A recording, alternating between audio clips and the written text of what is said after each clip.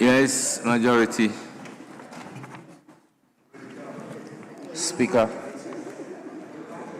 I am seizing the opportunity to add my voice to the statement commemorating the departure of our brave brother. And we are eulogizing him, I should say. Speaker, everyone in this chamber knows or knew of the relationship that he and I had. For that weekend, we had agreed that we would travel to Tamale for him to continue with his community engagement. And normally, anytime we go to Tamale, he had accommodation ready for me. We'll do the rounds normally early mornings and in the evenings. And then in the afternoons, we do other rounds. Speaker Murtala was a formidable voice on this floor and outside of it. He had strong convictions of his views and positions on matters. Normally but on occasions that is against you, trouble for you. And he was such a passionate member of parliament. He had had such impact in Tamale Central, and I should say within the Tamale metropolis. Because of him, I'm very quite popular in Tamale. Because on the Public Accounts Committee where we work closely, became a friend, became a brother, became a confidant, and often we'll get together and talk of our futures. It was painful, we had to lose him. It's so much so that he just evaporated. He wasn't sick. Murtala just vanished. And there are several persons on this floor who, for the sheer relationship they had, they are not even able to speak. We pray that the Lord forgives his transgressions and receives him in heaven. I'm concerned about his son, very lovely boy.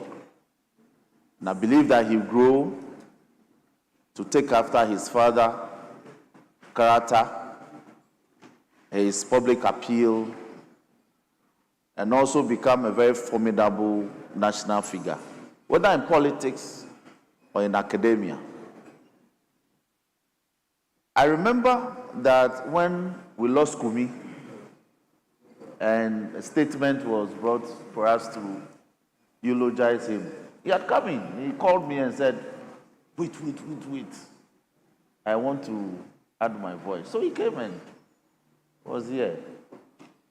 If I recall, if it were not you, was second deputy who was in the chair. And we had agreed on numbers. So he came to me and said, if you don't, we'll beat you outside. I mean, that was the kind of person he was. And he had opportunity, and he spoke eloquently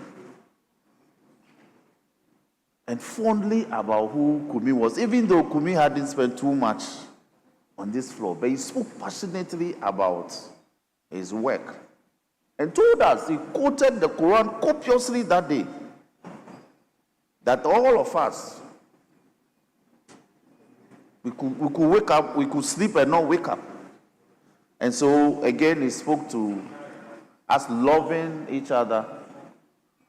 Like Habib said, we may do things on the floor, but at all material times, we must let love be the determinant so that we don't hurt each other too much. Because persons have been here, they've left. We too will live someday. But the memories and the fellow feeling that we shared is what others will remember. Just here. Here. And so, Speaker, we should love one another. Murtala was a member of parliament. I remember our days on the other side.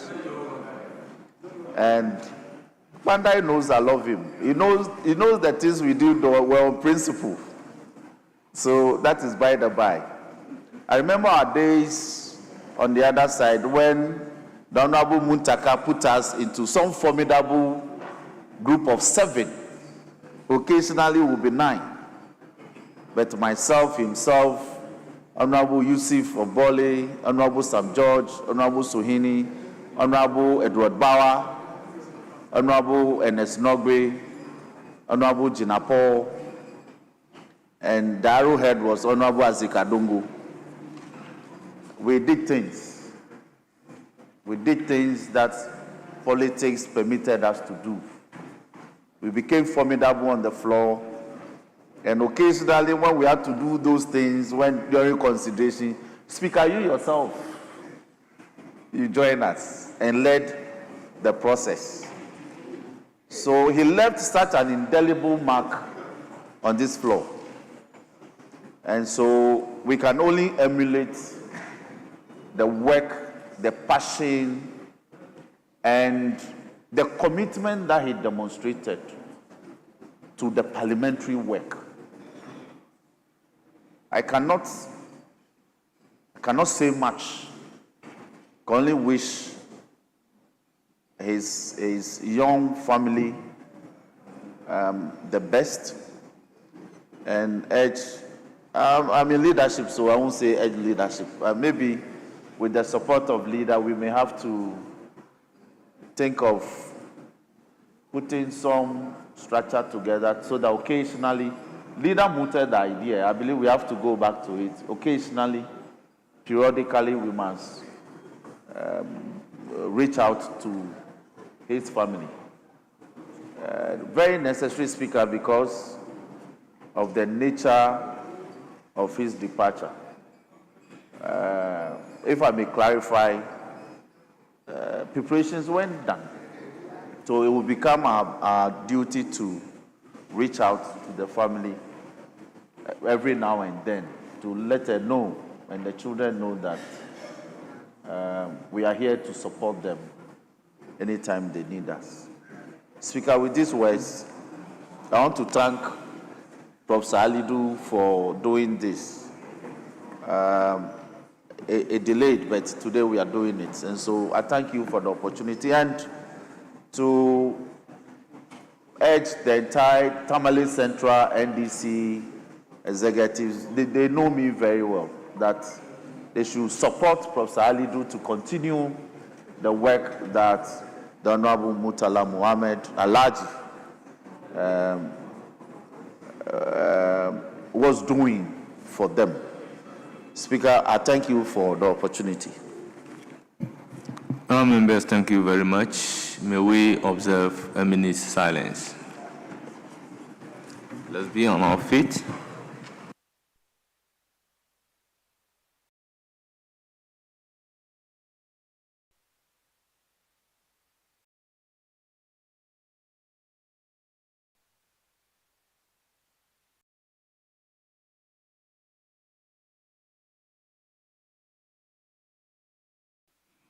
May the soul of Honorable Alhaji Dr. Muhammad Muntala Ibrahim rest in the bosom of the Almighty Allah. Amen.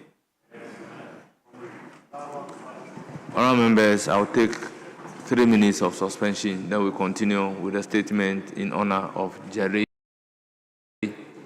Ahmed Shaib.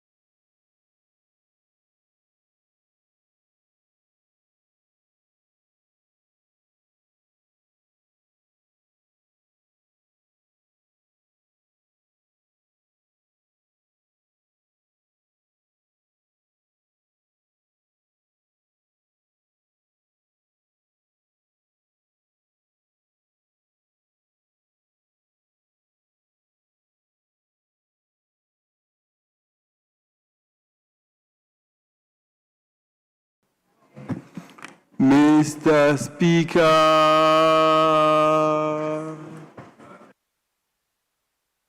Ahmed Shaib, you have the honor of making the statement on the floor on the World Radio. Mr. Speaker, for indulging me.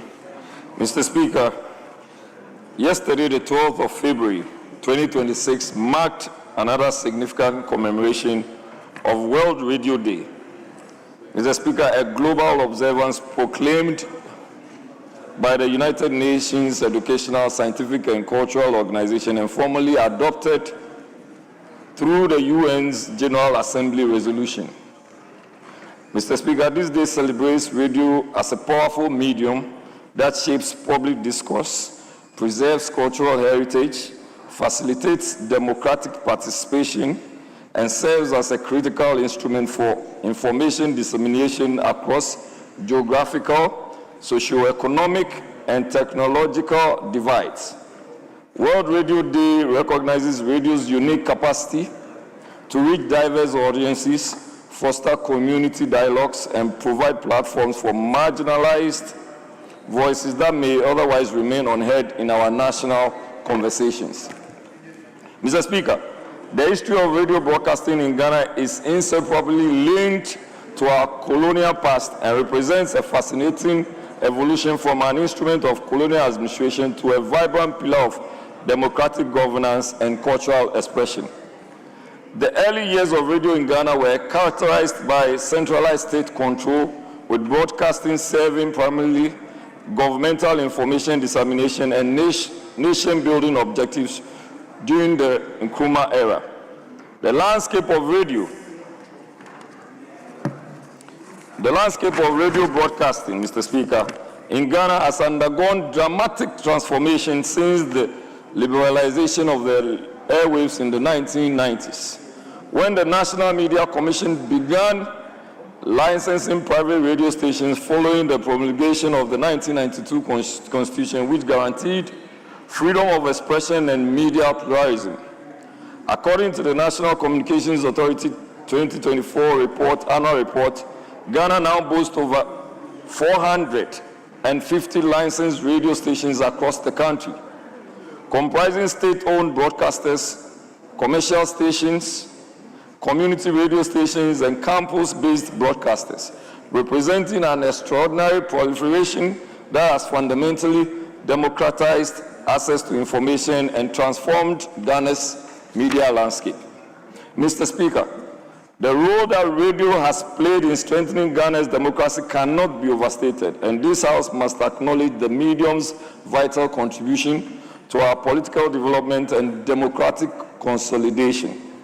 Mr. Speaker, radio serves multiple critical functions within our democratic architecture, beginning with its fundamental role in information dissemination, ensuring that citizens across all 16 regions, regardless of literacy levels or economic status, have access to news about government policies, parliamentary proceedings, electoral processes, and civic responsibilities. The United Nations Development Programme's 2023 Assessment of Media and Democracy in West Africa highlighted Ghana as a regional leader in press freedom, noting that radio's penetration into rural areas and peri-urban communities has significantly enhanced political participation and governmental accountability. Mr. Speaker, radio stations across Ghana have consistently provided platforms for marginalized and vulnerable populations, including women, youth, persons with disabilities, and ethnic minorities, to articulate their concerns, challenge injustice, and participate in national conversations from which they might otherwise be excluded. Mr. Speaker, the watchdog function performed by radio journalists cannot be underestimated, as investigative reporting broadcast across various stations has exposed corruption. Reporting broadcast across various stations has exposed corruption, inefficiency, and malfeasance in both public and private sectors, compelling institutional reforms and protecting public interest. Mr. Speaker, during election cycles, Radio serves as the primary medium through which political parties communicate their manifestos. Candidates engage with constituents, and the Electoral Commission disseminates vital information about registration, voting procedures, and results, making radio indispensable to the electoral process. Mr. Speaker, as World Radio Day was commemorated yesterday, the government of Ghana is respectfully asked to issue an urgent call for the creation of an enabling environment within which media institutions can function effectively without fear, intimidation, or arbitrary interference. The government must demonstrate its commitment to press freedom by ensuring that radio stations and journalists are protected from attacks, harassment, and violence perpetrated by security agencies and political operatives, or any other actor seeking to silence critical voices. To my fellow honorable members of parliament, we must commit to enacting robust laws that institutionalize protections for radio broadcasting and ensure that sector's sustainable growth and development. In commemoration of this important day, we all, regardless of political affiliation, must champion media freedom in our constituencies, speak out against attacks on journalists, and to recognize that a free and vibrant press ultimately serves the interests of democracy and national development rather than partisan political objectives. To media owners, you must ensure that your investment in the professional development and capacity building of radio practitioners, ensuring that journalists and broadcasters possess the requisite skills, ethical grounding, and resources necessary to discharge their responsibilities with fairness, accuracy, and integrity. Mr. Speaker, media owners must resist the temptation toward sensationalism and yellow journalism that prioritizes ratings and revenue over truth and public interest. Radio stations must establish and enforce rigorous editorial standards, fact-checking mechanisms, and ethical guidelines that prevent spread of misinformation and disinformation. Media organizations must provide adequate remuneration and working conditions for journalists, recognizing that poorly compensated and insecure media workers are vulnerable to corruption and ethical practices that undermine the profession's credibility. Mr. Speaker, as we conclude this commemoration, let us remember that radio is far more than a technological medium or a commercial enterprise. Radio represents the very lifeblood of democratic discourse, the amplifier of citizen voices, the guardian against governmental excess, and the bridge connecting our diverse communities into a united or unified national conversation.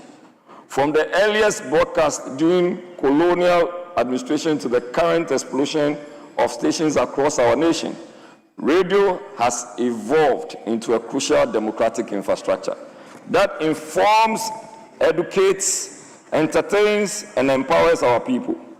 The health of our democracy is directly related to the vitality of our media sector.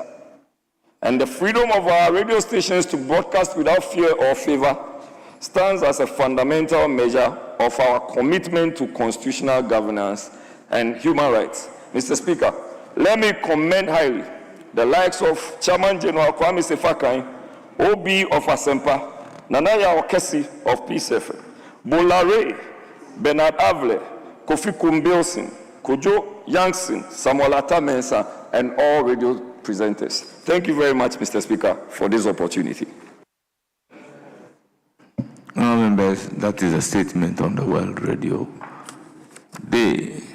Yes, honorable member, you have the floor. Thank you very much, Mr. Speaker, for the opportunity to contribute to the statement ably made by Honorable Member for Weja Bawe, Jerry Ahmed. Mr. Speaker, while I commend the speaker, I commend the maker of this statement for his deep research into the topic, that is radio broadcasting in Ghana. It is important to also mention that radio broadcasting has actually led to education, especially in our rural communities, as it has informed some communities in the rural areas. Rural broadcasting or radio broadcasting also entertains our people. Radio broadcasting also empowers our people, as it encourages some of them to speak out on some of the activities that are nefarious, which could have been hidden and would never have been known. Mr. Speaker, it is important to also mention that all these good achievements in radio broadcasting will forever remain a mirage if the rights of journalists are not protected. For this reason, it is important to mention that the Constitution of the Republic of Ghana 1992 stipulates that every Ghanaian should have the right to speak, should have the right to express himself at any time without any interference or without any intimidation. Mr. Speaker, while I commend the Speaker also, I also want to commend the Minister of Communication, the Minister of Information, the government, and the national security, that currently we can see that there is that freedom being expressed everywhere by journalists. Unlike some times past, Mr. Speaker, some journalists were forced into self-imposed exile simply because of their media comments that they made. So I want to use this opportunity to commend also the government led by His Excellency President Mahama for granting that media freedom, once again restoring that confidence in our journalists. Thank you very much for the opportunity. Yes, Honorable Asafoye.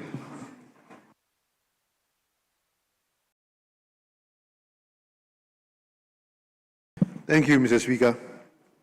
Mr. Speaker, I want to commend the maker of the statement, Honorable Jerry Ahmed Shaibu. Mr. Speaker, exactly a year today, on this very floor, I also made this statement commending or commemorating the World Radio Day. Mr. Speaker, my colleague Jerry has done some very good work, leaving a little for us to speak about. I mean, the importance of radio in this country can never be underestimated. The Speaker, I mean, the contribution that it has given to us and how it has enriched our democracy, because it's something that we always need to commend, and we should not forget days like this to celebrate it. The Speaker, as for the importance, he has mentioned it. But Mr. Speaker, I only want to look at one aspect that was not really highlighted, which is the challenges of radio in this, contemporary world or this space now. Mr. Speaker, one of the challenges is the technology now that is shifting. Because there are cars that are coming now that do not have the AM and the FM buttons in the cars. The technology drive in the car does not even create space for some of these radios to function in them. Mr. Speaker, there is another crippling issue that have to do with the generational shift. Mr. Speaker, young ones of these days, particularly the Gen Zs, find and sees radio as archaic, outmoded, and old-fashioned. Mr. Speaker, it is something that we need to look at. There was an article that was written that was titled, "Radio is not dying, but it is evolving." Mr. Speaker, it is key and important that we must also highlight some of these things and let the practitioners know that as we are evolving, as technology is changing, as the media space is getting fragmented, it is important that you also evolve to meet and suit the challenges and the changes of the day. Mr. Speaker, he mentioned another key critical issue that has to do with the rights of the practitioners, protecting the rights of the practitioners. Mr. Speaker, it's important. Our laws, our rules gives that provision for the protection of the rights of the practitioners. Mr. Speaker, whilst we are encouraging that these laws are implemented to the latter, Mr. Speaker, it is also key and critical that the things that he mentioned, that we check the practitioners themselves and how they conduct themselves. Mr. Speaker, he talked about fact-finding and fact-checking the things they put out, which is key and critical. He mentioned misinformation. Mr. Speaker, it is important. Now, when you go to our media space, particularly the radio space, a lot of misinformation, and you ask yourself that, what due diligence, what fact checks did some of these practitioners do? This guy is important. Whilst we are talking about their right, we must also highlight the importance of they being professional in what they do and how they do what they do.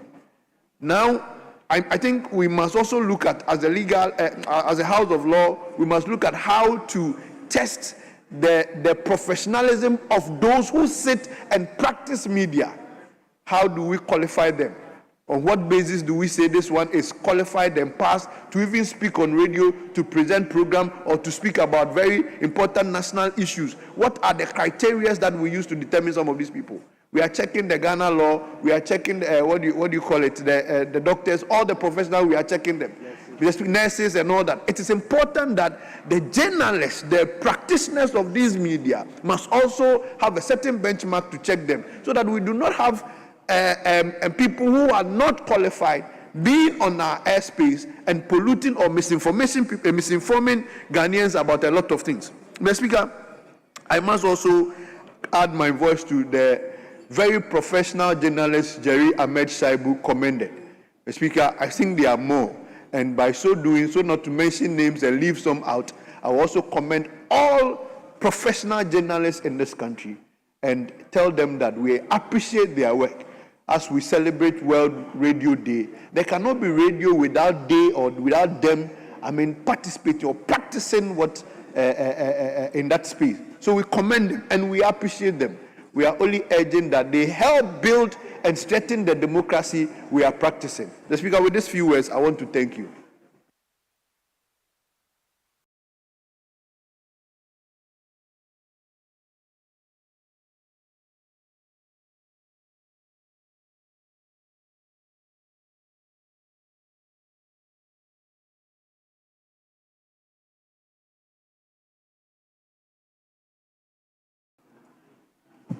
Well, the radio we've taken 1-1. Do I move to the leadership? Very well. You make the statement. You can't contribute to it again. Speaker, but I'm in leadership. So you have nothing to yield. Speaker, I have a dual role. So, Speaker, please respect. I will recognize him in that capacity. But not because you are yielding, because I withdraw, you have nothing to yield. Yes, Honorable Dr. Kabiru.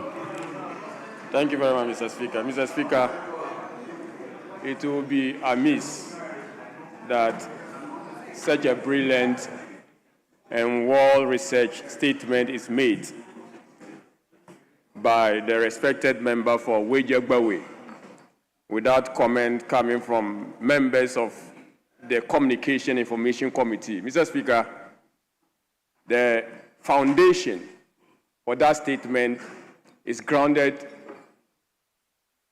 in the Constitution of the Republic of Ghana. Article 162 has established the freedom of the media.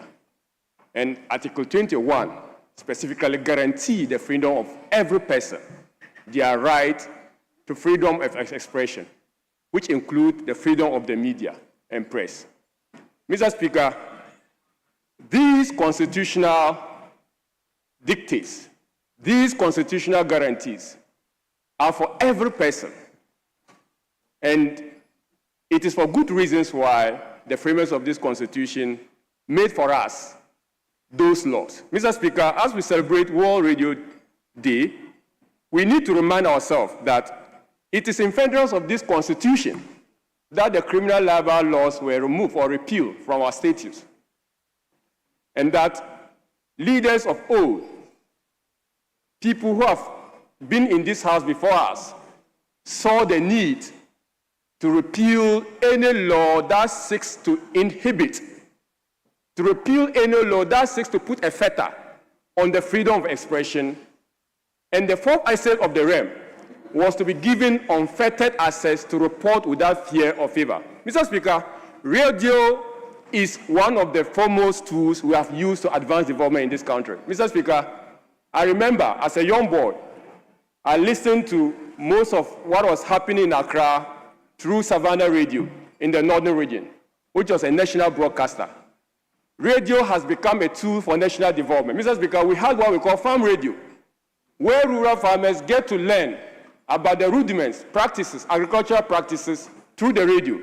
Mr. Speaker, we had radio for health, where basic health promotion, we got educated on personal hygiene using the radio. So the radio has become an indispensable tool for national development. And as we celebrate this day, we need to ask ourselves, does national radio, do we still have this particular role that was played of old by this current radio we have? Mr. Speaker, I beg to answer this question in the negative. There seems to be the shift of attention away from national discourses or things that will promote national unity and development to issues that are promoting clicks and likes. It appears that if your radio station is not a merchant of controversy, you don't seem to have listenership.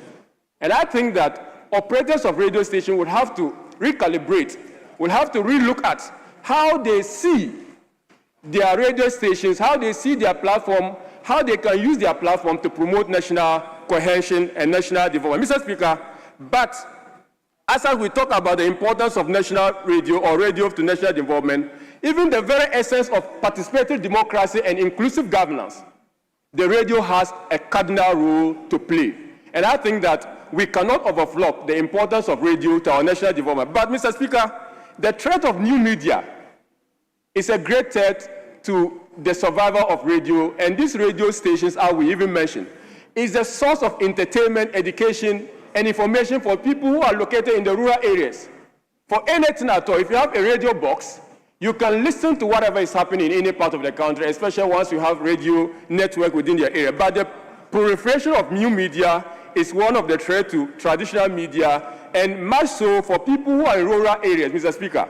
How do we position our national media in line with the Article 163 of the Constitution to be able to play this role that we want the national radio station to? Mr. Speaker, I also want to acknowledge the abuse of radio, as my colleagues have stated. We know of the Rwanda experience, Mr. Speaker. I don't think that, and let me commend the National Communication Authority in line with ensuring and instilling discipline in sanitizing the radio space. They have had cause to revoke the licenses of some of these particular radio stations. But we need to caution them that the abuse of the platform is a recipe for danger or chaos, because we have had it happening in Rwanda, where radio stations were the basis for a genocide. And I think that we need to be careful about it. Mr. Speaker, but I will also want to note about the threat.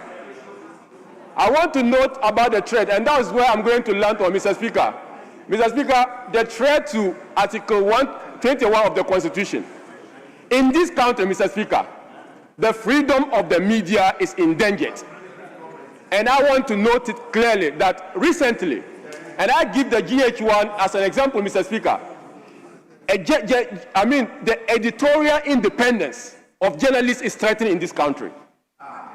Editorial independence of journalists is threatened in this country. Lili Mohammed of GH1 had cause to express views criticizing a government official. Less than 24 hours, she was asked to withdraw that particular statement, and the media station apologized, and that statement being pulled down. There was nothing defamatory about that statement. There was nothing libelous about that statement, but the Lily Mohammed was asked to withdraw. That is a huge threat. That is a huge threat. Honorable member, you should be guided that in commenting on a statement, your comment must not generate debate. Restrict yourself to the rules and conclude. Mr. Speaker, I am very clear, and I'm not indulging in this. Please conclude. Mr. Speaker, I will conclude. Mr. Speaker, I will conclude. Mr. Speaker, I would conclude, but I want to make the point clear that I am not violating the rules of this House. Honourable member, your time is up. Resume your seat. Mr. Speaker, I must put your time is up. Resume your seat. This is so unfair, and I must put it on register that it's all so unfair, Mr. Speaker. Thank you. What is unfair? The rule says your comment must not exceed 5 minutes. It is not everlasting time that you have. So if I said you are not operating within the rules, your comment is generating debates. Honorable member, I do not know you to be disrespectful. The rule says that when the speaker is speaking, all other members must listen to the speaker in silence. Your conduct is noticed to be disorderly. Clearly, I must place it on record. We are guided by rules. And now we have to ensure that we operate within the ambit of the rules. I am fair to all manner of people. So to say that I'm not fair to you, I take a great exception to it. You will notice that we even spoke beyond the prescribed period. And I'm warning you, conclude. Your statement must not generate into debate. What is unfair about this? Mr. Speaker, I wish to pray that, please, it's sometimes when No, I don't like any member to take liberty for license. Mr. Speaker, let me take this opportunity to respectfully ask that, please, calm down for us as well, and so that we can make some progress. Mr. Speaker, please, let's have some calm so we can make some progress, Speaker. Thank you very much, sir. Yes, Majority Leader. Thank you very much, Mr. Speaker. I think that, honorable colleagues, let's try as much as possible, and I mean no disrespect to anybody, but let's try and as much as possible defer to the chair. The Speaker gives guidance. You may not be happy. You may not be happy, but the way that you react may also spoil your case. I think you should be careful what you are doing. It's not good practice. I'm on my feet speaking about the same thing, and you are sitting there and then talking back at me.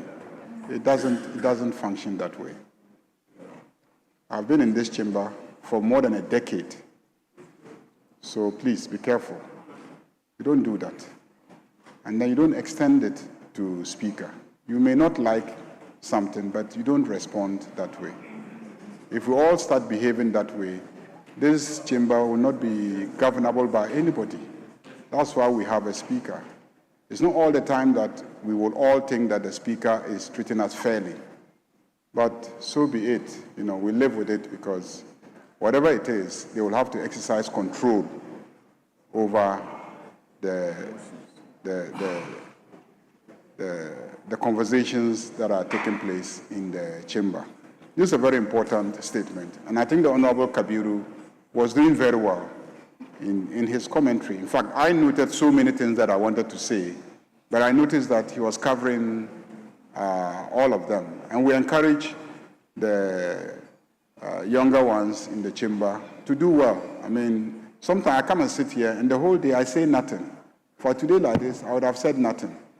But I just felt that World Radio Day is such an important matter that I should also lend my support to the statement that has been made. And I want to focus on responsible radio practice, which is a team that has recurred several times in the comments made by some members of the House. I was going to build on what he said about Rwanda as an example. The genocide in Rwanda, from what the historians have said, was largely promoted using radio. And on radio, some tribes were demonized.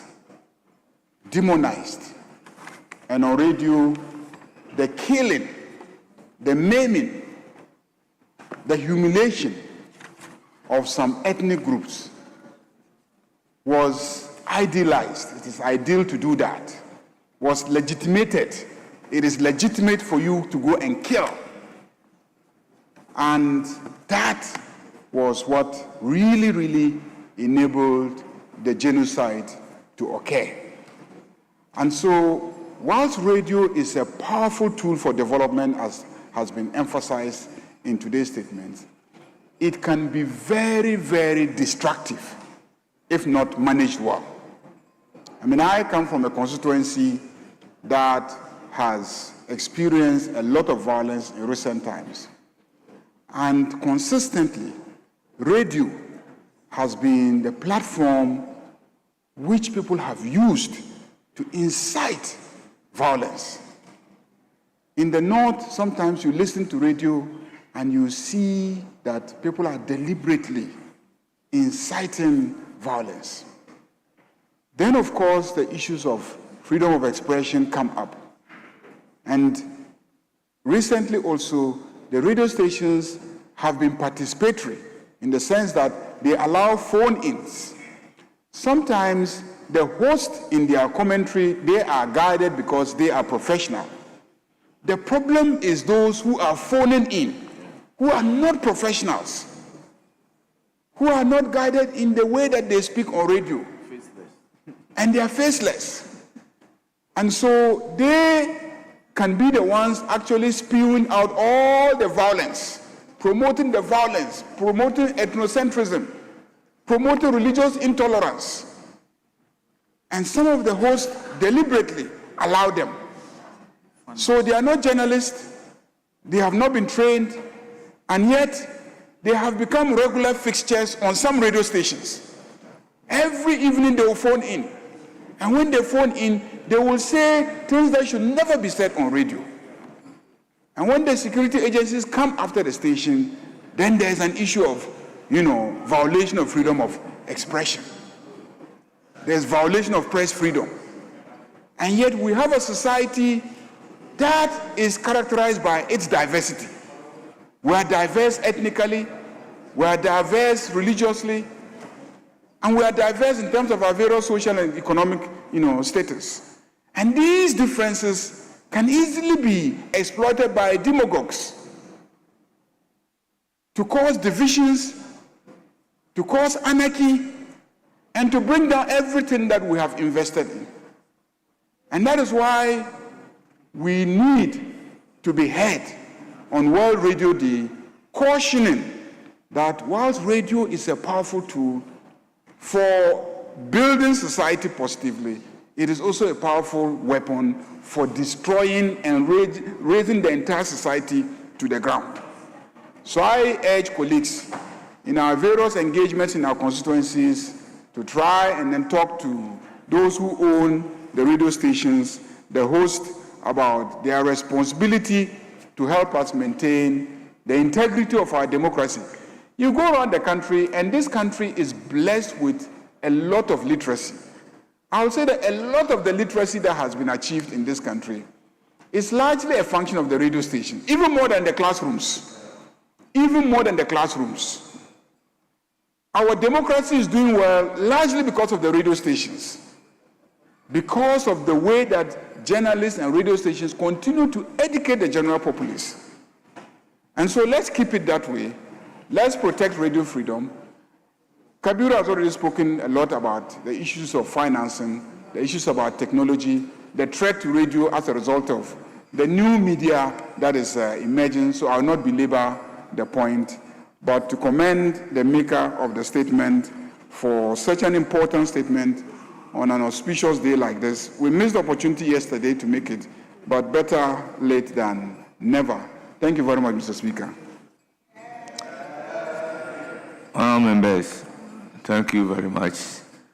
That brings us to the end of the statement on the World Radio Day. We have a statement on the Chocolate Day, 2 statements. We'll let them read same together. But before doing so, let me place on record that every speaker is here to guide based on the rules. And once we preside as speakers, we listen to everybody attentively and ensure that we operate within the rules. The maker of the statement, in making the statement, makes no reference to any occurrence within the current government or past government in relation to any radio station or any journalist in any manner whatsoever. Clearly, there is nothing in the statement that could generate into a debate. Therefore, in commenting on the statement, once we are talking about a specific occurrence, whether in the past government or within the current government, that clearly is likely to generate debate, which offends Order 93(5) of our own standing orders. So having listened to that under the current government, something happening in GH1, clearly that is a matter that will generate into a debate, because the category of the people that we are talking about would have no opportunity on the floor to defend themselves. So other members may get up to say they want to respond. So we need to be guided jealously by the rules. So if you engage in that and you are being admonished, that does not amount to any element of unfairness. So I take a great exception to the use of the word that I am being unfair to Dr. Kabiru. On this note, I will first call on the Minister for Tourism to deliver the first statement, and thereafter, Honorable Doyo would have the floor to also do so. We combine the 2 statements and contribute to it, and thereafter, we'll move to any other business. Honorable Minister, you have the floor. Thank you very much, Mr. Speaker. Mr. Speaker, happy Chocolate Day. I'm grateful for the opportunity to make a statement on the celebration of National Chocolate Week, which is observed annually, culminating in the celebration of the National Chocolate Day, which coincides with Valentine's Day on 14th February. Mr. Speaker, this important national celebration was instituted to promote the consumption of locally produced chocolate and other chocolate-based products, highlight the health benefits of chocolate, and deepen awareness of cocoa's contribution to Ghana's economy, tourism, and national identity. The theme for this important celebration is Eat Chocolate, Stay Healthy, and Grow Ghana, with a sub-theme, Experience Ghana, Share the Cocoa Love. Mr. Speaker, chocolate is a symbol of Ghana's agricultural excellence, industrial potential, tourism, identity, and national resilience. Ghana remains one of the world's leading producers of premium quality cocoa, and the crop continues to sustain millions of livelihoods across the agricultural value chain, from our hard-working farmers and transporters to processors, manufacturers, exporters to retailers.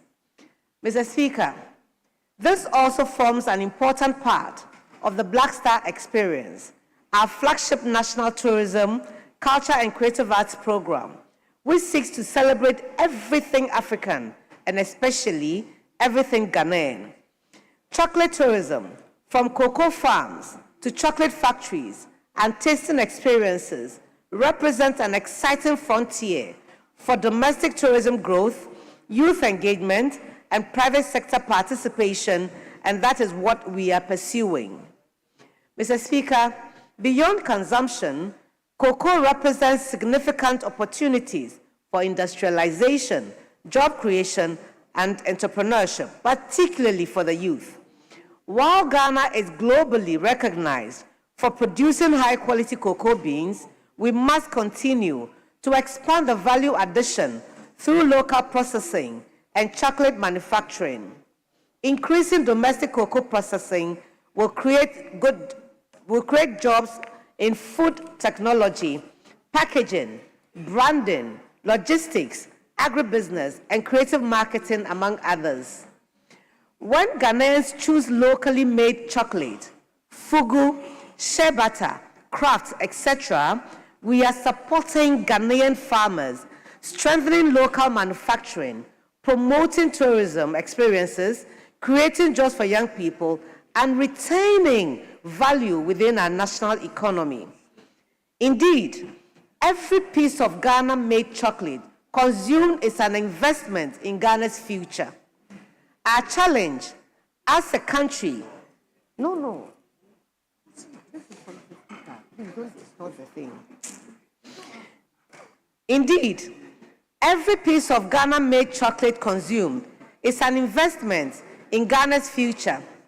Our challenge as a country now is to ensure we make chocolate affordable and accessible. Chocolate tourism, including factory visits, cocoa farm tours, chocolate tasting events, culinary demonstrations, and cultural showcases, offers a unique opportunity to diversify Ghana's tourism offerings and increase visitor spending. As part of efforts to promote domestic tourism, hotels, restaurants, and tourist sites across the country are encouraged during this period to feature chocolate-themed menus and experiences. This collaboration between agriculture, tourism, and creative arts demonstrates how intersector partnerships can drive inclusive economic growth. But, Mr. Speaker, we cannot look at the cocoa sector in isolation. The cocoa sector is affected by other sectors. The communities that plant the cocoa are the same communities at the mercy of galamseyers. We must all rise to the occasion and add our collective voices to the call to end galamsey, to protect our farmlands and our water bodies from destruction, and ultimately destroy our cocoa farms. In conclusion, Mr. Speaker, the celebration of National Chocolate Week and National Chocolate Day calls on all Ghanaians to, 1, support locally made chocolate and cocoa products. 2, promote Ghana as a chocolate and cocoa tourism destination. On behalf of the Ministry of Tourism, Culture and Creative Arts, I invite honorable members of this House and all Ghanaians to celebrate Chocolate Week by sharing of Ghanaian chocolate as a symbol of love, supporting local businesses, and sharing the cocoa story of Ghana with the world. Mr. Speaker, I want your permission to make a presentation to you, the clerk's office, and Right Honorable Speaker, and of course, every member in this chamber is going to receive their own bite of the Golden Tree chocolate. Mr. Speaker, I thank you for the opportunity. Thank you so much, Honorable Minister.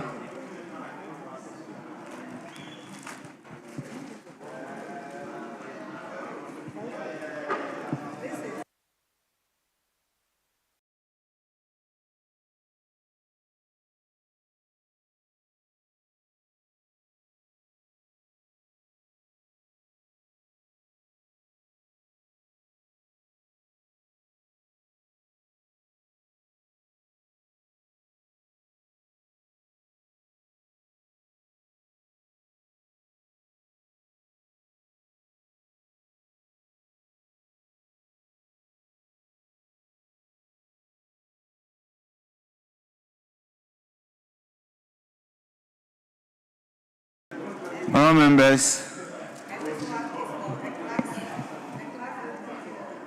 let me use the opportunity on behalf of the Right Honourable Speaker, myself, the clerk, and members that will soon be receiving the chocolate to thank the Honourable Minister for Culture, Tourism, Culture, and Creative Arts, Honourable Mama Abla Jifa Gomashi. Mama Jiramado Banto, we thank you sincerely for your kind gesture. I will then proceed to give the floor to Honourable Comfort Doyo Ganza to also make her statement on same subject matter. You have the floor. Thank you, Mr. Speaker, for the opportunity to make this statement on the occasion of 14 February, which falls on Saturday, Ghana's National Chocolate Day, a day set aside to celebrate one of our most valuable natural resources, cocoa, and to promote the consumption of chocolate and other cocoa-based products made in Ghana. Mr. Speaker, National Chocolate Day is not only symbolic, it is strategic. It underscores our collective resolve to move beyond the export of raw cocoa beans to value addition, agro-processing, and industrialization, which remain critical pillars of national development.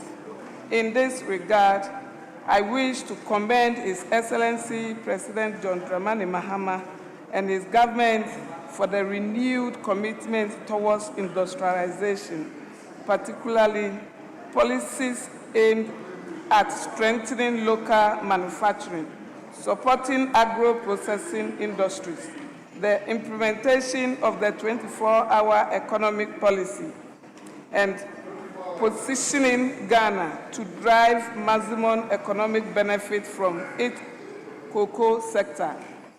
These efforts align with our long-standing national aspiration to create jobs, enhance foreign exchange earning, and building a resilient economy.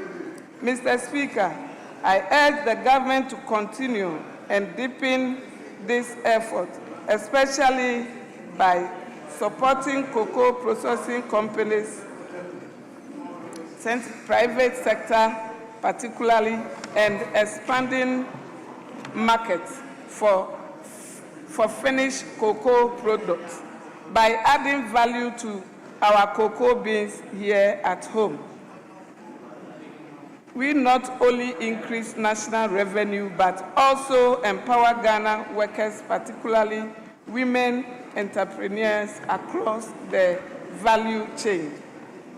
Mr. Speaker, while National Chocolate Day coincides with Valentine's Day, it is important that we also take a moment to advise our youth, our young people who form the backbone of our nation's future. I respectfully encourage the youth in particular to celebrate responsibly and to avoid unprotected sex activities during this period of festivity.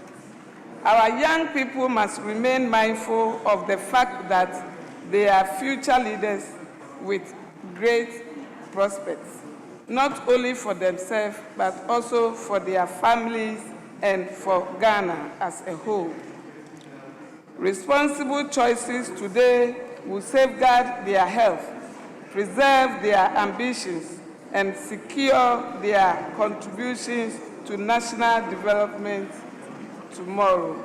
Mr. Speaker, as we enjoy Ghanaian chocolate and celebrate love, in its trust sense, love for the country, responsibility, and discipline, let us recommit ourselves to build a prosperous, healthy, and industrialized Ghana. Thank you, Mr. Speaker, for the opportunity.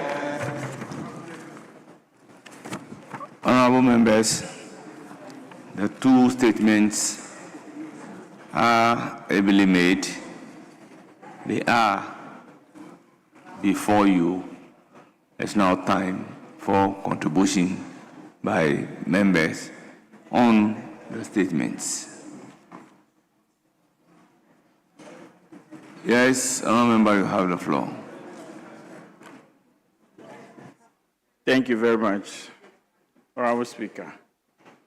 I must commend the makers of the statements, our Honorable Minister and the Deputy Chief Whip. Mr. Speaker, tomorrow's celebration, which we are eulogizing today, happens to be one of a kind that matters so much in the calendar of this country and the world at large. In as much as we want to celebrate the love that exists between friends and that of lovers, it is also important that we also mark this day as a chocolate day, and our statement comes to confirm. The theme celebrated this time is to eat chocolate, stay healthy, and grow Ghana. And this is most timely as our farmers of the cocoa, which is actually used in the production of chocolate, comes to a time that we need to appreciate them and thank them for the good services they do for Mother Ghana. In fact, it's because we deem them so unique. That is why this day has been set aside to celebrate, targeting as Chocolate Day. So I want to use this opportunity to thank the cocoa farmers and tell them their work as they do for Mother Ghana is equally noticed. And that is why today has been set aside to celebrate them. And in as much as we have this chocolate, we also want to say thank you for the good work they do for us. Mr. Speaker, it is time that we look at how we are going to make chocolate much less expensive, as the first statement read indicated. In as much as we want people to patronize chocolate, it is too expensive for our ordinary people to patronize, especially when it comes to Pro East, where my constituency, they see it to be kind of having to live some kind of lifestyle to purchase one chocolate. So to them, chocolate is not a must or a must-have. They will prefer to buy other things than to buy chocolate. But the medicinal and the health benefits that come with chocolate is enormous. And I want to seize this opportunity to also add my voice to the minister, calling for a reduced price when it comes to occasions like this, so that we can share in the love the whole country. Also, to also make emphasis on the fact that when it gets to Valentine's Day, people will prefer to share other things that are promoting love. For instance, I know Ghana is commission authorities sharing condoms. The youth today will prefer to share those things or buy those stuff. But in as much as we are looking at spreading love, let us seize this as an opportunity to buy more chocolate and then share it among ourselves. I am enjoying the scene here, and in as much as we are doing this, let us share it in our families as well, in our conferences as well. And in conclusion, I want to say that the industrialization of our produce and making sure that we add value to our cocoa when we produce them is far, far beyond reach. And want to thank the President for adding part of the 24-hour economy that we are going to add value to our cocoa bean before we get them out of this country. I think this will add up, give our youth more jobs to do, and also create the enabling environment for chocolates to be more affordable, so that a year by this time or a time like this, we could share chocolates, we could share chocolates, and then make sure our other colleagues at the other side equally get to partake in it. Thank you, Honorable Member. Yes, Honorable Asafoji. Thank you, Mr. Speaker, for this opportunity. Mr. Speaker, I vividly recall this day, and the Hansards too are here. Today marks the second year or time we are celebrating World Chocolates Day in this chamber. The Speaker, and I want to commend both honorable members, particularly the Minister for Tourism and the Deputy Majority Whip that made this statement. The Speaker, there were some profound points that were made in both statements that I make reference to, with your respect. Chocolate is a symbol, and this was said by the Minister. Chocolate is a symbol of Ghana's agricultural excellence, top notch. The Speaker, I want to associate heavily with this statement made by the Minister. The Speaker, the Minister again said, when Ghanaians choose chocolate, fugu, etc., they are supporting the Ghanaian farmers. Mr. Speaker, another excellent line or pitch that I want to associate with. Mr. Speaker, then the Deputy Chief Whip also said something, that I urge the government to continue and deepen the effort, especially supporting cocoa farmers. Mr. Speaker, this is another statement made by the Deputy Chief Whip, which I support. Largely, Mr. Speaker, we cannot celebrate such a very important chocolate day without celebrating our farmers that through their effort and toils, we are enjoying this cocoa. Mr. Speaker, I come from a cocoa constituency. Virtually everybody in my constituency owns a cocoa farm and does cocoa. Mr. Speaker, my side of the house rejected the chocolate as a protest and a sign of cocoa farmers that have been haircut. Mr. Speaker, we cannot be enjoying a chocolate by cocoa farmers that have been haircut. Mr. Speaker, we rejected, and it's a sign of protesting the cocoa farmers that are enjoying haircuts which they do not want. Mr. Speaker, it is also important to say that Honorable Safoje, hold it, yes. Majority Chief Whip. Mr. Speaker, we are encouraged to be candid in our comments and submissions on the floor. The protocol that we follow every year when this is done is that chocolates are given to both sides to be distributed. We have just done that. It is totally needless for you to say that your side rejected chocolate by way of protest. It's absolutely incorrect. And you need to withdraw that and apologize.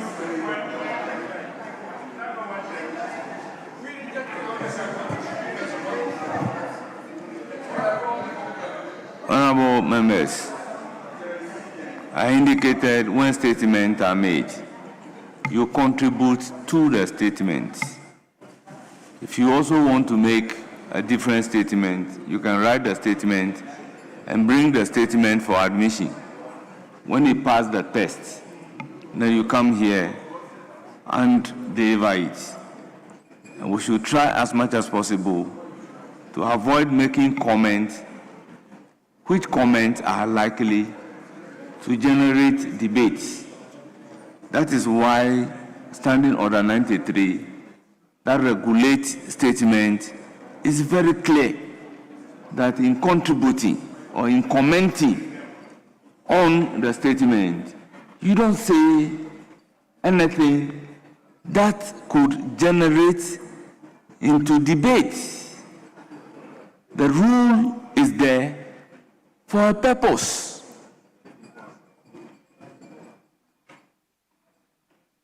You may go ahead and conclude your comment.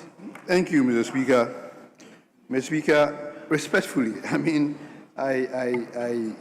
I commend your prowess when it comes to the rudiments of the House. I do not intend to generate debate, Mr. Speaker, but it must also be understood and well within the space and context that largely, when you say statement generate into debate, it is debatable.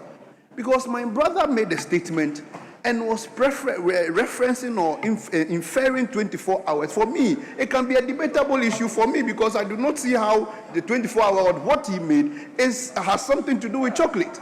Mr. Speaker, it depends on who is listening and who wants to make a debate out of anything, because every word can be debatable, Mr. Speaker. But respectfully, like you have said, I would respect that. And again, Mr. Speaker, a chocolate was given to my side, and the side here decided that we cannot take the chocolate in protest of the cocoa farmer, because the cocoa farmer is not happy. I cannot be enjoying a chocolate that cocoa farmers are not happy with. The cocoa farmers were promised a huge sort of promises. Today, just yesterday, before the chocolate day, the cocoa farmers were given a haircut of now 3,600 per bag to 2,500, over 1,001 cedis. I cannot be jubilating and enjoying cocoa or chocolate on the behalf of my cocoa farmers. Even when they see me on screen doing that, they won't be happy with me. So I want to place on record that my side, we rejected the chocolate just in protest for the cocoa farmer. We are not taking this chocolate this year because we are not happy with how our government is giving haircuts to the cocoa farmers. Mr. Speaker, so I want to conclude by saying that we cannot have a World Chocolate Day without celebrating the cocoa farmer or protecting the cocoa farmer or the interests of the cocoa farmer being held in high esteem. So, Mr. Speaker, it is important that if we want to be enjoying the chocolate day and promoting cocoa, it is important, promoting chocolate, it is important that we look at the welfare of the cocoa farmer that have been neglected by the John Dramani Mahama government. Thank you, Mr. Speaker. Yes, Majority Leader. Mr. Speaker. Mr. Speaker. Yes, Majority Leader, you have the floor. Mr. Speaker, when we are doing our politics, let's do it well. Why do I say when we are doing our politics, let's do it well? You are talking about cocoa farmers, and you are saying that because the amount that cocoa farmers are getting for their beans, you will not take chocolate. If everybody else stops taking chocolate, nobody will give them anything for that cocoa beans. If everybody stops taking chocolate, how are they going to sell their beans?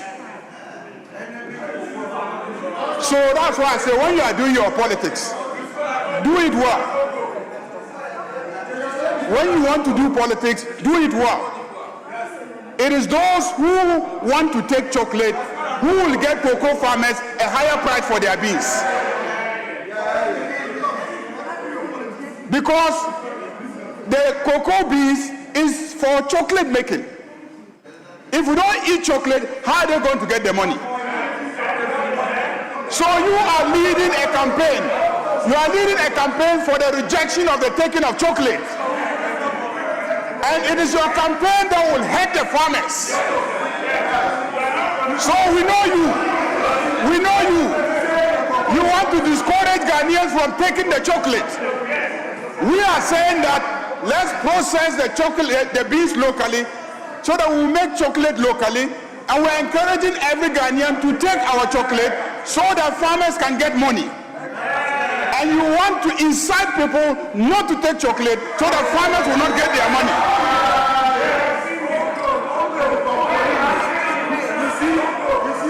So, Mr. Speaker, that's why I say, when you are doing your politics, be careful what you are saying. Mr. Speaker, I am going to cause his pocket to be searched because I know there's chocolate in his pocket. His pocket should be searched. Mr. Speaker, his pocket should be searched. Where is the marshal? The marshal should go and search his pocket. After taking the chocolate and hiding it in his pocket, then he now wants to deceive other people not to take chocolate.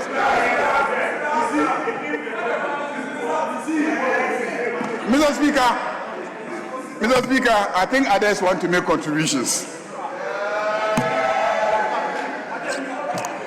Honourable members, I think we can all see the reason for which the rules tries to prevent us from making comments that are likely to generate debate. In commenting on statements, there are certain things, once you say it, it attracts response from the other side. And then the debate begins. This is unwarranted in making statements and in contributing to statements. So, Honorable Hajia Ladi Ayamba, you have the floor. Thank you, Mr. Speaker, for the opportunity to comment on the statement ably made by the Minister for Tourism and my sister, Honorable Comfort Doyo. Honorable Speaker, for the 4 terms I have been in Parliament, we have year in, year out been making this statement. And I think it's very important. We all know the importance of cocoa, and we know the benefits. We know how much it contributes to our economy, and for that matter, the individuals, especially farmers.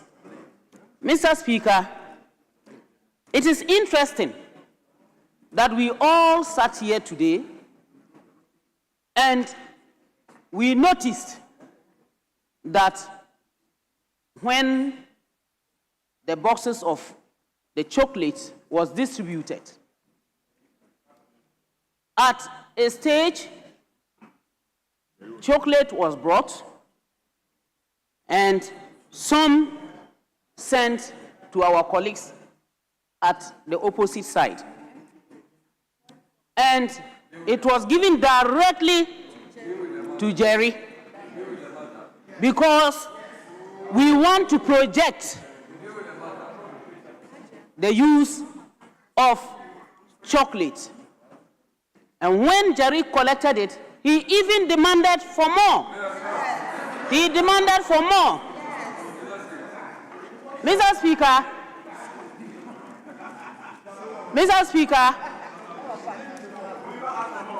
I want to state emphatically that he did the best and he did the right thing. We've also been at that side. They brought chocolate, they distributed, and we took it in order to make sure that we were all on the same platform. Mr. Speaker, we have said so many things years in, years out about chocolate. But I have always, and I will continue, Mr. Speaker, to recommend that due to the cost of chocolate, which has already been mentioned by some colleagues, if we could all agree and make a recommendation that at least every pupil or student should have a chocolate, just 1 bar of chocolate, either every week or every 2 weeks. It will go a long way to help us. Mr. Speaker, as I'm commenting on the statement, I don't have cocoa in my area. I have the advantage of eating or tasting cocoa. But how many people, especially the students, how many of them, those who will project, those who need to understand, those who, even some of the farmers who produce cocoa have never eaten chocolate? We need to make some concerted effort to make sure that every Ghanaian should have a taste of chocolate. And it's very important. Mr. Speaker, even as we are talking about this chocolate today, I can assure you that if we say we are bringing all MPs, all parliamentary service workers, all the staff, and say we are giving them chocolate, we would have done a very good job. But how many of them have had even a bar each? That is a very big question left to us. There are others that will only see us talking, but they haven't had it. Why can we not even start from ourselves? Mr. Speaker, when we talk about production and how it can help our economy, we have said that local production. And when we do the local production, this is where jobs will come up, a lot of people will benefit, many people will learn better and even understand the production of chocolate. So when we talk about resetting, and we talk about ensuring that our economy grows, and that the 24-hour economy actually thrives, we are talking about local production and using our own cocoa beans. We should use our own cocoa beans and ensure that our people work, our farmers benefit. Mr. Speaker, I can assure you that if we go into local production seriously, even the price of our cocoa beans will increase and we will not be waiting for anybody to buy cocoa beans from us. And so if we say that it will help in the resetting agenda and increase jobs, and for that matter, the 24-hour economy will thrive, this is what we are saying. Mr. Speaker, I thank you very much for the opportunity, and I hope that next year by this time, when we are going to talk about chocolate, most of the students and pupils would have had chocolate, even in the rural areas, to have a taste. I thank you very much, Mr. Speaker. Yes. Yes, Honorable Jerry Ahmed Shai. Mr. Speaker, I stand first of all to commend the maker of the statement, in fact, the makers of the respective statements, and to say that I have had an experience of benefiting from scholarship from Cocoa Board. This one. Speaker, so my secondary school days, I had a full-time scholarship, and this was as a result of the very hard-working support from cocoa farmers. Speaker, so from 1 to 5, I didn't pay a penny. And let me take this opportunity to say kudos to all cocoa farmers wherever they find themselves. But Speaker, what is the current situation? What is happening today? Let me quote from the statement of the Minister of Tourism, and this was what she said, and I quote, "Ghana remains one of the world's leading producers of premium quality cocoa, and the crop continues to sustain millions of livelihoods across the agricultural value chain. From our hard-working farmers and transporters to processors, manufacturers, exporters to retailers," unquote, Mr. Speaker. Mr. Speaker, today we are here and there's nothing to say about the hard-working farmers. Mr. Speaker, cocoa that used to be sold from 3,600 and something, Speaker, it has come down to 2,500. Speaker, it is like ISIS. Speaker, this is like ISIS. Yeah, tissue to it. It has been reduced like nothing. This is the way we are treating cocoa farmers. Speaker, if you visit cocoa farms as of yesterday, farmers have started cutting down, felling trees, cocoa trees, just because of the announcement that was made yesterday. Speaker, people have suffered high blood pressures and they have culminated into strokes. Speaker, to which they have suffered for nothing. Speaker, as we speak. Honorable Jerry, I recognize Honorable Jerry. Speaker, when I was speaking, when the lady, my colleague on the other side, mentioned my name, Speaker, you didn't allow it. Speaker, you didn't allow it. I am a leader in this house, Speaker, respectfully. And when I'm talking, Speaker, with all due deference to you, when she mentioned my name, Haji Aladi mentioned my name, you did not allow me. Let me explain to you. Very well, Speaker. Mr. Speaker, from you speaking as a leader, I'm coming to the leadership. He has no opportunity to speak again. And for Hajia, I indicated to you, Jerry, that I will be giving you the floor to speak. Didn't I indicate to you? Speaker, that is so. Yes. But I do not know why he's standing, so I'll let you.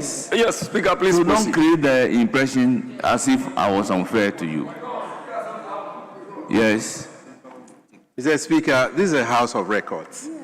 And I heard my colleague, the Honorable Deputy Minority Whip, says on this floor that cocoa farmers are cutting down cocoa trees. Mr. Speaker, if he has any evidence, he should lay that evidence before you for the whole world to know that it is true that the farmers are cutting down cocoa trees. Thank you, Mr. Speaker.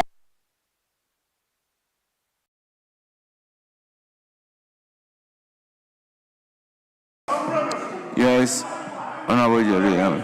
Speaker, thank you very much.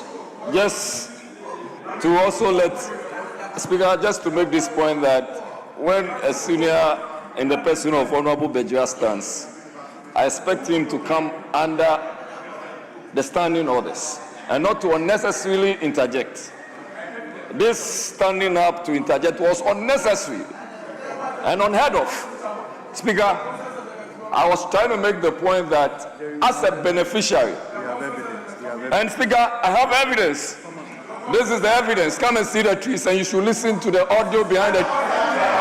That this is it. I am critical, Speaker. That is the evidence, and I can tender that to you, Speaker. Speaker, as I started by saying,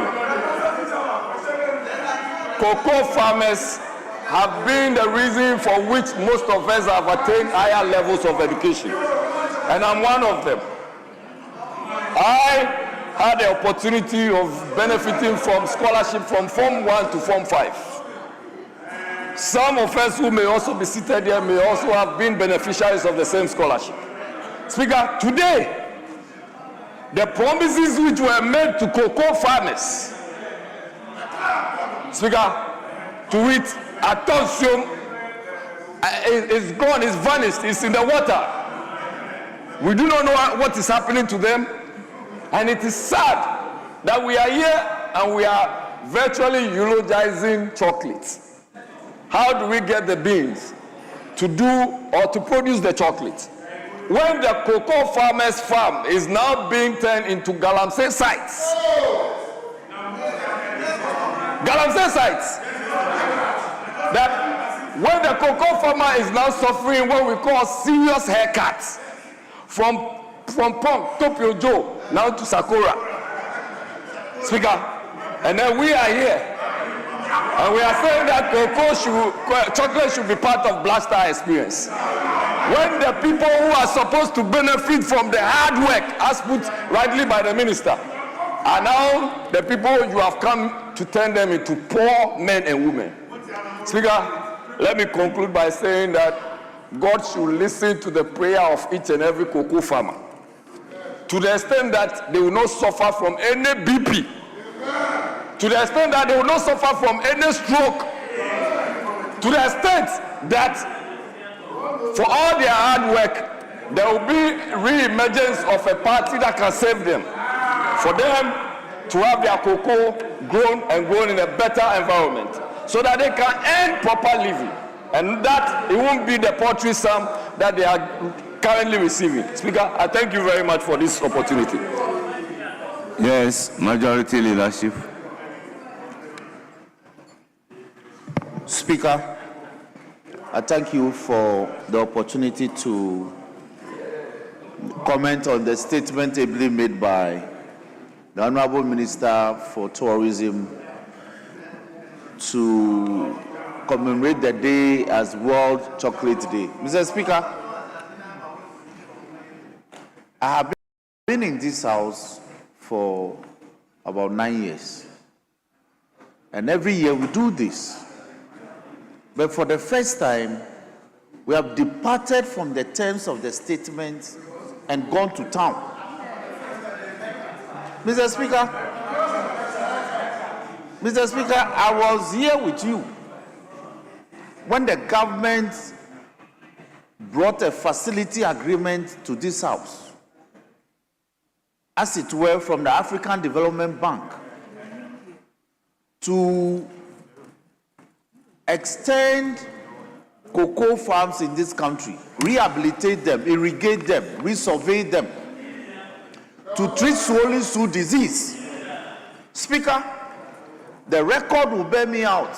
The Auditor General's report of 2024 will bear me out that there was a drawdown of $334 million out of $500 million that was granted. And yet, the cocoa farms were not irrigated, the swollen shoe diseases were not treated, the farms were not extended, new seedlings or hybrids were not extended to farmers. The rows that they told us, the cocoa rows that they would do, were not extended to the farms. Speaker, the end result was that our tonnage of in excess of 1 million metric tons. Mr. Speaker, it dropped to 450,000 metric tons as at the end of December 2024. Mr. Speaker, so the problems that the farmers are facing presently was a problem that Jerry and his side left. And when this government is taking pragmatic steps, proactive steps to reform the sector, and Jerry says that we shouldn't celebrate World Chocolate Day. We shouldn't eat chocolate. Mr. Speaker, like my leader said, we will do everything to revitalize the cocoa farms so that the beans that the farmers are crying that they don't have market for, or the prices are low, the market prices will be boosted so that they can have high prices for their yield. Speaker, as we speak, the finance minister has given directions that the cocoa farmers this to our identity, where just last Wednesday has been declared as the National Fugu Day. And Mr. Speaker, if we begin to do things like this, it will boost our local factories, more jobs will be created, the economy will blossom. So I want to invite the minority side that it is not everything that you play politics with. When we are confronted with issues that has to do with the national identity, we need to unite and speak to certain factors that will promote our national identity. Speaker, I want to urge everyone that we should replicate this in our various constituencies so that every year we can do this even in a selected school in our constituencies. I want to thank the minister for bringing this to the attention of the House. And as a ministry, I want to encourage her to also encourage institutions under her to do this in the various regions and districts. Speaker, I thank you for the opportunity. The politics must end. Thank you.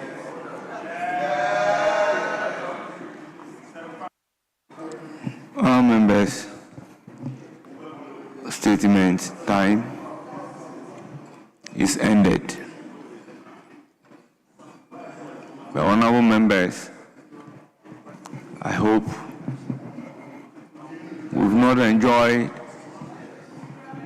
the contributions to the statements on the World Chocolate Day. I have not enjoyed it because you've all departed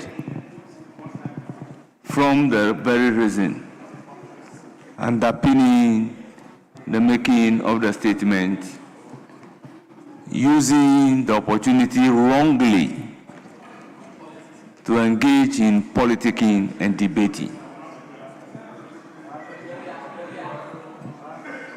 Honourable members, going forward, let's reflect on our rules and be guided as such anytime statements are made and comments are welcome on the statement.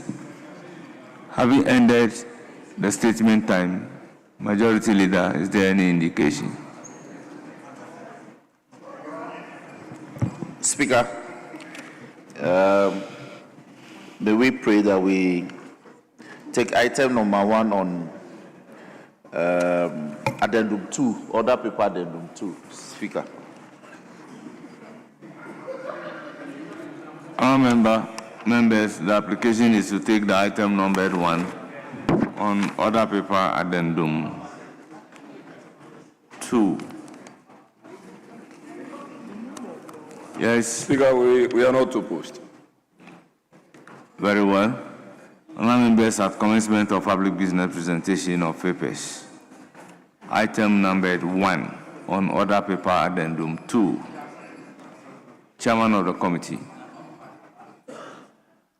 Report of the Committee on Energy on the Master Gas Agreement between the Government of the Republic of Ghana, represented by the Ministry of Finance and the Ministry of Energy and Green Transition, and Ghana National Petroleum Corporation, GNPC, GNPC Exploration and Production Limited, Talu Ghana Limited, Cosmos Energy Ghana HC, Cosmos Energy Ghana Investment, and Petrosa Ghana Limited as contractor parties.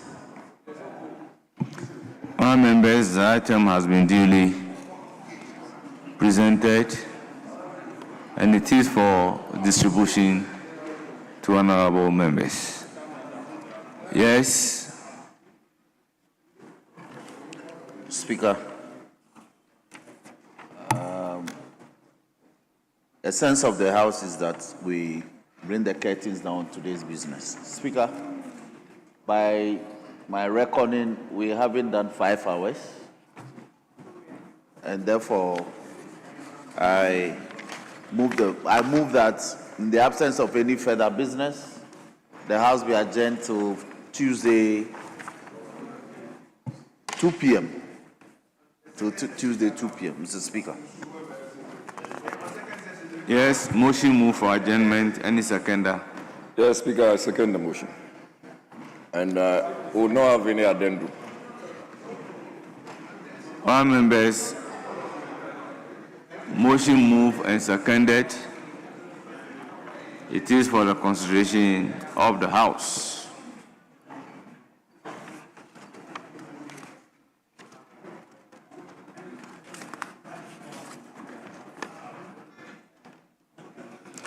All members, I'll put a question.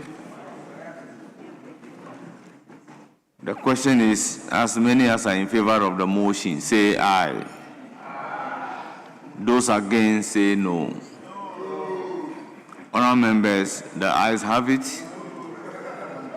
The House is accordingly adjourned till Tuesday, the 17th day of February 2026 at 2 o'clock in the afternoon.